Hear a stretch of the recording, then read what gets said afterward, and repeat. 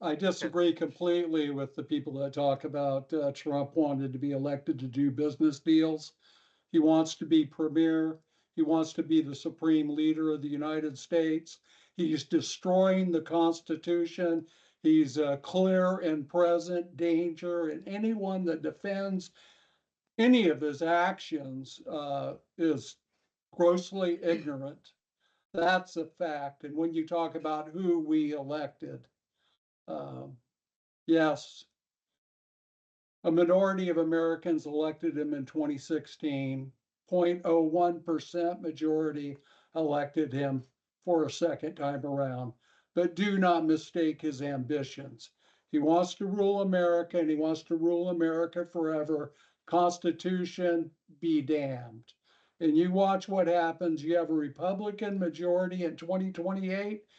He will not be president. He will declare himself premier or king and run America from Mar-a-Lago, where he doesn't have to follow any rules, and he will have his Republican lapdogs carrying it out. And Stephen Miller, the architect of all this, is the most dangerous person in the world, more dangerous than Netanyahu, more dangerous than anybody in Iran. That's what I have to say. Out. Who's in Trump's head is Stephen Miller. Oh yeah. Oh yeah. I liked it better when it was Steve Bannon. Yeah. I don't like that guy, but he's not a dangerous snake like this guy. This guy's like Goebbels, you know, he's like very much so, yeah. Yeah, no, that's a good way of putting Dangerous it. He's guy, a propaganda guy. Just hold on a second. Let's maybe one at a time. Sort of kind of tell the audience who was Goebbels was a Nazi. When you had the big fascist flip in Germany, you had this guy with the mustache and the voice and the whatever, but he didn't come up with any of that stuff. It was all the little guys around him.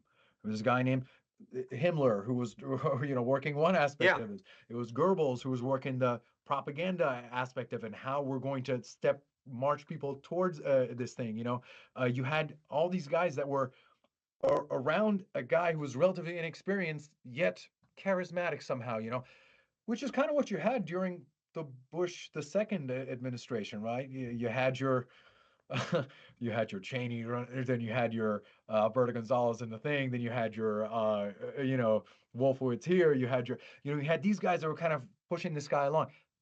Miller is one of these guys. Miller is a major guy here. He is already, I mean, he came out and said, hey, the writ of habeas corpus. He's the guy trying to make the argument, putting the words in Trump's mouth, that these guys are foreign invaders, and under a foreign invasion, the president has the right to steal anybody he wants and do whatever he wants with them. Did you know that? Yes, that's right. And then he goes out and says it and says, as the president said, these guys are foreign invasions. You're the one who told him that in the first place. You know what I'm saying? It's that sort of deception and real, skullduggery, that someone like Stephen Miller, you gotta look out for that. And they're pushing forward the Civil War, that Civil War where you come in with military force and its emergency powers. I mean, if that happens, that is the literal end, kind of. Yeah, that's my God. But you got to worry about that as much as you got to worry about somebody dropping a nuke. I don't think they're going to do that. But this. What about Ted Cruz was saying we should be concerned because Iran could nuke L.A. Iran. I mean, if the CIA is saying that they don't even have the capacity, I think that's just. Well, didn't Ted Cruz say that? Where did I hear that? No, I believe Ted Cruz said that, but even Tulsi Gabbard, a month ago, went up before Congress and said that we see no evidence. Well, isn't Tulsi Gabbard going to be? How much longer is she going to be on the administration? I mean, like -3 days or whatever it was. Okay, -3 days. She's out. Oh, Tulsi Gabbard's out, man. Yeah. After that video she posted about, be careful of the warmongers, I think that was the nail in her coffin. Yeah, which is why I liked her, because like you're saying, she was a military lady. She has been out there. She gets the things that these chicken hawks don't get, that never serve. All they do is just send people. They never went themselves. They don't understand this stuff, So what? Go drop a couple bombs, whatever. They don't get this stuff. The reason I liked her even as a Democrat, I didn't like her as much as a Republican, but I liked her as a Democrat is because she was telling me, hey, we lied to people when we got in there. We got a bunch of people killed. We're not going to let that happen again. Israel turned distribution sites in Gaza into death traps. But I mean, the trauma these people are experiencing, and we talked about this, over a year ago. How many of these folks can get radicalized against Israel and against American interests? Sorab, your thoughts, and then I'm going to go to Haas. They will never forget this, and I doubt that they will forgive it. The only way out I see here is, I mean, essentially all of them. That's kind of the answer. It's the most effective Hamas generating act you could do is essentially what they did. And as you know, our friend from the military knows, is as I think it was MacArthur that said this, is that you don't fight a war to win the war. You fight a war to win the peace. So how are you going to win this peace? If your goal is to say, we are going to wipe you out, get out right now, we're taking over the land, be open and say it, which some of them do, like Smotrich, Ben-Gvir, these guys openly say it. Openly come out and say it. It's the deception. It's this idea that we're doing this for your own good, which can't be forgiven. That part can't be forgiven. If it's that, hey, listen, we wanted to bomb and take and did, that can be understood. Everybody has that kernel of black, evil thoughts that they can understand. But this idea of we're doing this because we want the Palestinians to have a better future, I don't think that sits well with any of them. Now, there is a plan, and I'll leave it at this, which was kind of what the Oslo Accords were built around, which was mutually beneficial economic programs, which involved both sides having interest in stability. Meaning that if you have, let's say it's money from Israeli companies, but the employees are Palestinian, or let's say you have a water generation plant where Israelis and Palestinians are both going to get the fresh water coming out of there. Aha.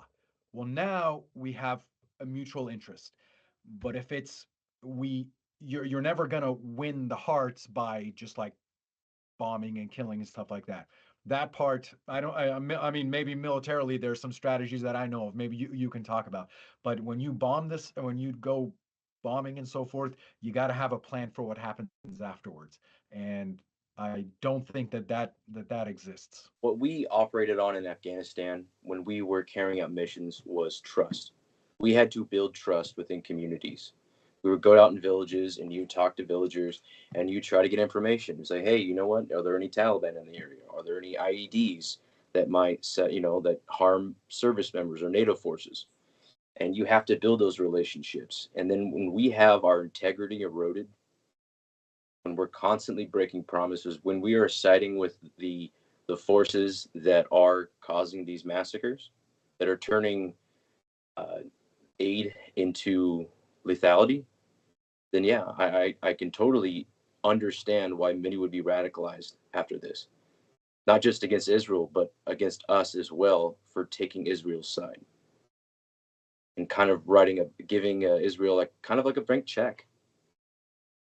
And I mean, I understand the president did criticize Benjamin Netanyahu this morning with expletive language, but it's going to take action more than just rhetoric. 21st century imperialism. This is just kind of like they're destroying everything, and there's like, hey, look, there's nothing here now, so now we're just going to rebuild in our image, and since we rebuild it, it's ours. The final frontier of the Western empires. It's just it's another form of gentrification. That's right. Yeah, I mean, it's the same thing. Oh, we rebuilt Iraq. Oh, we tried to make it better. We didn't want to make it better. We wanted to destroy the place. Mission was accomplished. Yeah. Oh, we failed we did not fail in Iraq. We destroyed the place. Iraq we didn't have an exit strategy. Yeah. That was our that's one thing our country's horrible at, is not having an exit strategy. Look at Iraq, right. Look at Afghanistan. In 22, Afghanistan veterans, that like just was an emotional wreck watching us pull out of that country. And like you said, Darius, it's who's in charge now? The same people we fought for over 20 years. And by the way, we're deporting some of the people that were here on refugee status that were snitches, yeah. helping U.S. Secret Service, Yeah. CIA, They, helping us. They know that we deport them back to Afghanistan, they're going to get slaughtered because they go, oh, thank you're you. the one Yeah. that turned all of our arms depot to the Americans. Glad Trump deported you. We're going to slaughter you here. Thank you Um, for bringing it up because I knew some of these interpreters over there, and there's guys over here that have got deported that I've known from other veterans that like, hey, my Terp, he's getting kicked out, and he goes, but they were made promises, but right now again our integrity is being eroded because the promises we made to people who helped us, who put their own families' health at risk to help us out, to help our mission, we're now saying, hey, you know what? We don't need your help no more, and it's Go no back one's and going to get want to help fluffy. us. We dismantled the armed forces of Iraq. Then we dismantled the government. I'm going, how stupid. Who's going to run the country? It's going to become chaos. And I go, we're really dumb. Why would we do so? Now, you actually shed the light. The goal was not to stabilize and rebuild the country. The goal, how do we destabilize that country and create chaos? Wow. I mean, look at Libya. The only thing that was keeping Libya together was Gaddafi. And now look at Libya, you know. So Yeah. maybe I'll make this at my little last roundup too, is I'm going to switch it up a tiny bit and just give maybe a little bit different food for thought. If what I'm saying is correct, that that in my opinion that Israel is essentially a American military super base, and there's a bit of a deal where you take out these countries, don't worry, we'll run political cover for you. No one's gonna, you'll be fine. Just do that, just destroy these places, um, and you can have your land. You know, you can have your, you can kick them all out, and we don't care. Just you can have the place. We'll support you. If that's the deal that been made, look at all the previous deals that U.S. made. Saddam Hussein, we're going to build you up. We're going to back you up. Come on, take out those guys. The Kurds, oh, come on, help us out. We'll get you a country. Just, help us get these Syrians out. Every deal we've made, that what we've backed them. Once they've done their purpose, then they get, sidelined. So my fear is this: is that only for Iran? It's also for Israel. Once Iran is dealt with, once that is no longer a threat, no longer on the table, and Israel is not as useful as it used to be, is it? You know what I'm saying? I'm gonna disagree with you I because of know. this The food for slide thought. That's right what I'm here. saying. This slide that we're gonna put up, the amount of influence American Israeli Public Affairs Committee has. Uh, Right. several $100 million spent. I don't know how much money they spend every year. This is what is published someplace. Pro-Israel PAC funding. Tucker Carlson interviews Ted Cruz. I think all of you guys have seen it. And he says, okay, you support APAC as a foreign country. I thought foreign countries can't not put money into American congressional campaigns.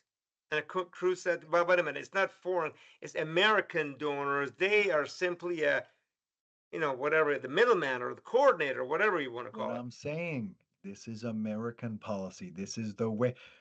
How it might be hard for to bribe or influence our politicians, but it might be easier for someone who has